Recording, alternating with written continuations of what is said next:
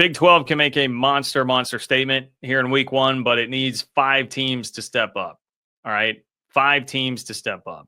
I'm going to tell you who those 5 are and who are the most important in order of importance. All right. Big 12 got to take center stage in week 0. Not only Farmageddon, but Kansas playing on Big Fox definitely helped out later that night. We're seeing the TV number now came close to what Georgia Tech, Florida State did last year. It was in the 4s. It seemed like I saw a couple different numbers floating around today that were over 4 million for the TV number, which is close to 5 million last year for Georgia Tech and Florida State, but also much higher than the average Colorado game last year, which was in the 3s. So it's good news, and it's not unexpected, and it was a chance to show off the conference, and you've already heard my spiel about that. I think the Big 12 showed out pretty well, all things considered. But you can follow that up with, I would argue, an even more impactful weekend this weekend, because you have opportunities, legit cracks at the Big Ten and the SEC, and some of the most hyped teams out of the ACC. And these are the opportunities that don't come around much, and they will be coming around probably less frequently as the sport moves forward. Now, maybe, I know I've seen some speculate about could Bedlam come back now that the SEC is going 9-game conference schedule, and they're still supposedly encouraging everybody to do the one P5 or P4 rather non-conference game. Outside of that, we'll see. And some of this is going to depend on what the playoff format looks like in the future. But it's also very possible that things go back to the SEC and Big Ten singing Kumbaya together, and they do a scheduling agreement together, and then you're sort of locked out of ever playing SEC and Big Ten teams in a non-con format outside of if you get to the playoff and meet them in the playoff. So you got to watch out for that. And that means you got to take advantage of every single one of these opportunities. And I hate to always be doing this. It does suck to hey, it can't just be about the games. There's existential threat always looming, bigger, but I think those stakes are real, man. I think that matters. So you can own Thursday, Friday, and Monday if you're the Big 12 here. Not even just from winning games, but just with the spotlight, people watching you. Texas, Ohio State's going to control Saturday. There are a lot of other good games scattered throughout the weekend. But you got some real big opportunities to steal the show here if you have some teams winning on multiple days this week. Because, Thursday, Cincinnati, Nebraska, a lot of people are going to be watching Cincinnati, Nebraska. Friday, a lot of people are going to be watching Auburn, Baylor. Monday, obviously, a ton of people are going to be watching TCU and North Carolina.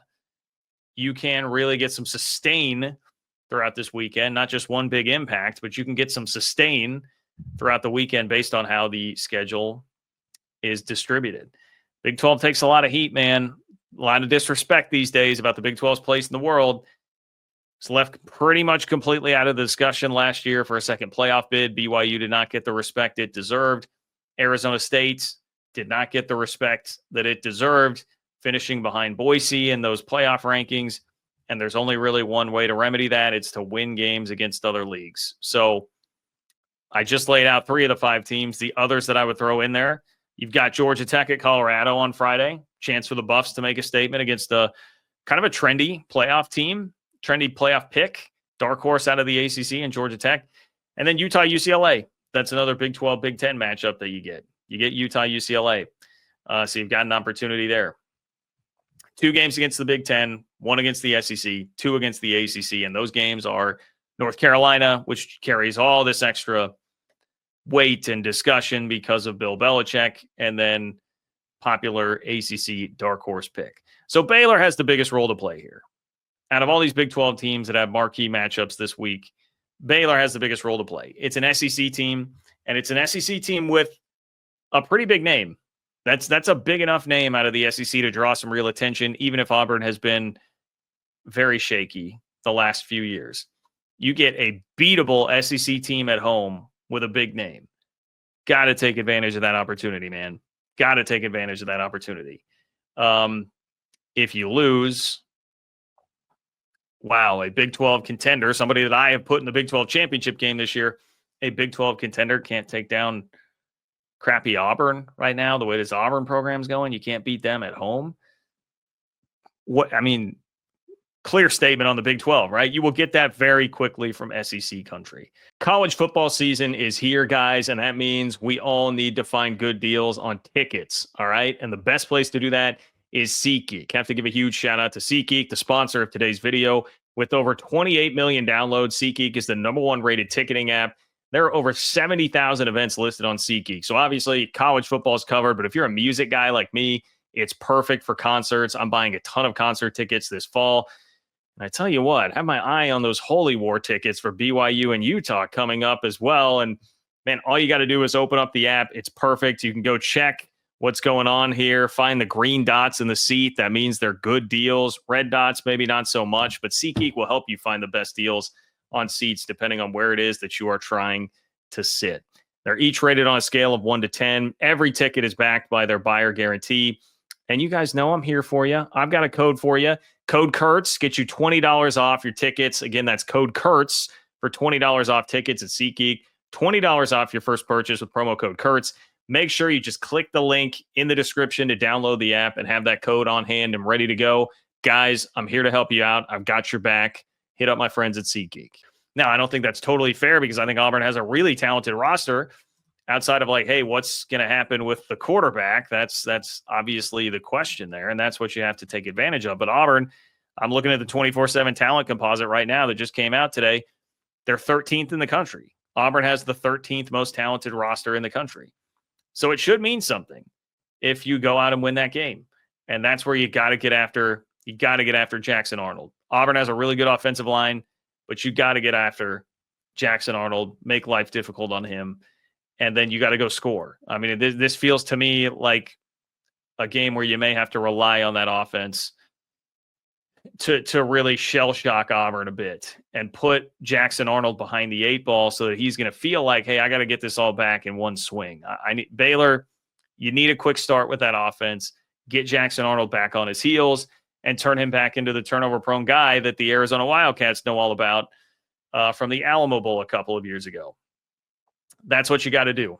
That's what you got to do. And I think this is – I want this one badly for the Big 12. I definitely do want this one badly. And Baylor with that brutal schedule that they have to start the year, this is a game that they need. They definitely need it too. They've still got a road trip to SMU before they even hit conference play, which is going to start with Arizona State and K-State. I think it's as simple as this. Baylor has the better quarterback, and Baylor is playing at home. I just don't trust Jackson Arnold. Even if you tell me, hey, the 3 play caller stuff and the 3 quarterbacks may play stuff from Hugh Freeze is all overblown, which perhaps it is. I still think better quarterback, home game. Jackson Arnold was just a nightmare last year. I think you might be able to repair him. I would not expect it to look all that great in week 1 on the road. So I'm going to take Baylor in that. Now, I would take Nebraska to beat Cincinnati. But Cincinnati is number 2 in terms of importance here, okay? Because you get a rip at the Big Ten. And Nebraska, to me, kind of feels like Georgia Tech-y. Like I was saying, Georgia Tech is sort of a dark horse, trendy playoff pick out of the ACC. Same sort of thing with Nebraska in the Big Ten. Like Josh Pate, for instance, has Nebraska in the playoff and finishing 10-2. So there's some real love for Nebraska at this point. Can you go out and shock them? Like Cincinnati is not a team. Oh man, my light went out. I'm sorry, guys. Cincinnati is not a team that is very highly respected in the Big 12 as of right now. And if they can go out and beat Nebraska, that sure says an awful lot, man. That sure says an awful lot if you can go out and beat the Huskers.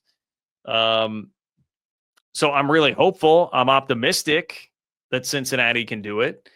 I would not predict it, but in terms of importance, it's a chance to score a major win over a Big Ten contender for a Big 12 team that, frankly, not many are thinking a whole lot of right now. Like Scott Satterfield's on the chopping block. There was the list that came out recently of head coaches across the country. I mean, it's basically like your hot seat list across the country. And Scott Satterfield was one of those coaches listed.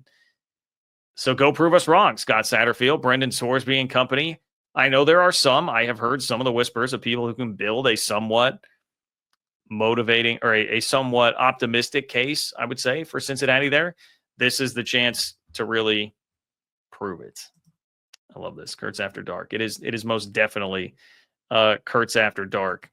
And yes, Nebraska, it's always this is the year prediction for about 15 years now. But I will say Matt Rule is a legit coach. And Matt Rule in year 3, this has been the year where things typically jump up big time for him. So you got to watch out for that. This is the year where Matt Rule typically does get a program going, and Baylor knows that as well as anybody. So I do think there is something to that.